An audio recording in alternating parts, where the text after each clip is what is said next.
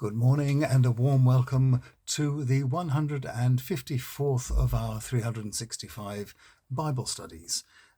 We are making friends with the Bible in a year, and we have just come to those stories in the Old Testament that humanized the strictures of the law. We're going to be looking at the books of Ruth, Jonah, and Job, and today we're making a start with the beginning of the story of Naomi and Ruth, as Naomi and Ruth decide to return to Bethlehem. Ruth chapter 1, verses 6 to the second half of 12, and verses 16 to the first half of 21. I'll turn you round so you can see what it is that I'm reading. Eventually, Naomi heard how Yahweh had blessed his people with a good harvest. It was therefore time for her to leave Moab with her widowed daughters-in-law. She had some doubts on the road back to Judah, however, and said to them, "You should go back home to your mothers. May Yahweh be as good to you as you have been to me and your husbands. May he give each of you a new husband and a home." She gave each of them a kiss goodbye, and they both cried and said, "Please, let us come home with you." She said, "No, you should go back. I am too old to give you sons to marry. I won't get married again at my age. And even if I did and had sons for you, would you want to wait for them to grow up? No, you'd marry someone else. My daughters, this is impossible. I'm very sorry for you both, but this is the state Yahweh has left me in."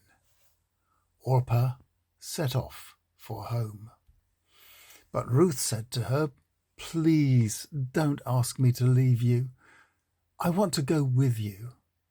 I will go wherever you go, and I will live where you live. Your people will be my people, and your God my God. I'll die where you die, and I'll be buried there. I'll expect the worst punishment from Yahweh if anything separates us but death."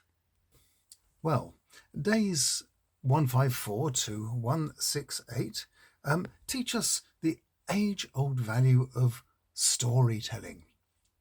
Jesus made up stories in which we might see ourselves and others in relation to one another and to God. And we call those stories parables. Like Aesop's fables, they each have a message. This genre of serious fiction goes back a long way and helps us to understand the world we live in and the lives we live in it. It comes as a surprise to certain fundamentalists that anything in the Bible might be classed as fiction, but the books of Ruth, Jonah, and Job fit into this category. They arose at the time of the return from the Babylonian exile, a time when Jews were wanting to re-emphasize their uniqueness, which gave rise to serious racism in the teachings of people like the priest Ezra. It was also a time of serious consideration of the guilt the Jews felt. Their sufferings had a cause, they thought, which was their disobedience of God.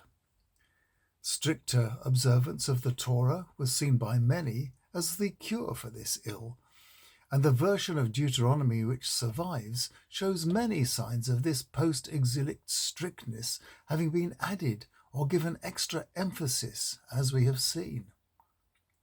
To counteract the racism, we have the stories of Ruth and Jonah.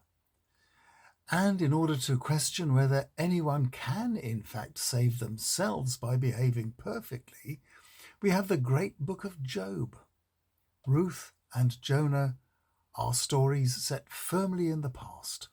Ruth, in her story, is said to be King David's great-grandma. And in his story, Jonah is sent to Nineveh, which was the largest city in the world around 600 BC. Today we hear the tragic beginning of Ruth's story. Naomi and her Bethlehem family had to live abroad because of a decade-long famine at home. Whilst they were economic refugees in Moab, her husband died, and her 2 sons married local non-Jewish girls. During the next 10 years, neither family produced children, and the brothers both died too, leaving Naomi, Ruth, and Orpah to fend for themselves, 3 widows without family support. Hearing of an upturn in the agricultural economy back home, Naomi decides to go back to Bethlehem, where there was some hope of support from family members.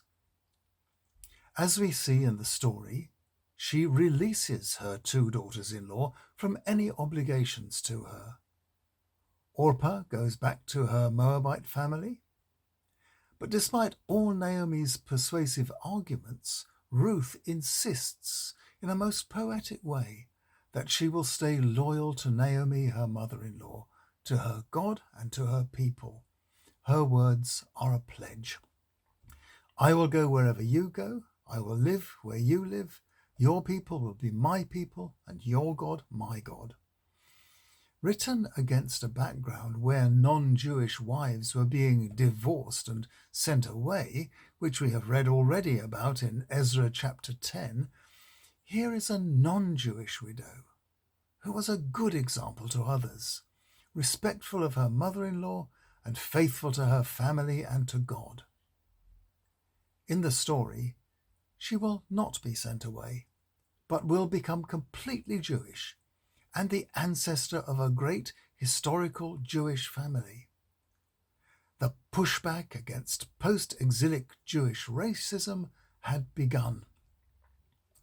Tomorrow, the story of Ruth continues. See you then.